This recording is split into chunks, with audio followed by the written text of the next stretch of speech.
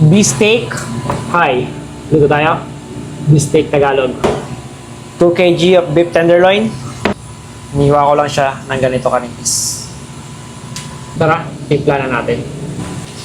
Light soy sauce. Ground black pepper. Lemon. Mix lang natin. So okay na to. Marinate lang natin for 1 hour. Gagawa naman ako ng sauce. 1 cup soy sauce. Dark soy sauce. Lemon juice. 4 cups of water. Sugar.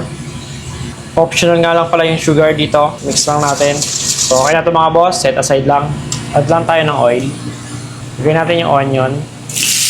Ganyan lang. Gisa lang natin ng konti. Kapag ganito na yung texture niya mga boss, okay na to. Set aside lang natin. Add lang ako ulit ng oil. Lagyan lang natin dito yung beef.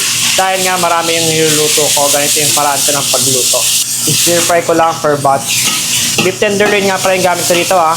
Kaya sigurado malambot yung meat. Okay na to mga boss. Set aside lang natin. Same wok, lagay lang tayo ng oil, garlic, onion. Palabasin lang natin yung mabangong amoy. Lagay natin yung ginawa natin na sauce.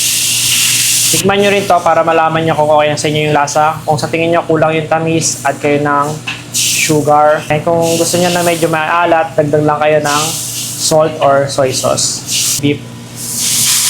I-simmer lang natin to for 2 to 3 minutes. Okay na yan kasi luto na rin naman yung beef. Lagay ko yung ibang sibuyas. Then magtitira lang ako para sa pang-garnish. So okay na to mga boss. Pwede natin itong i-transfer sa pan.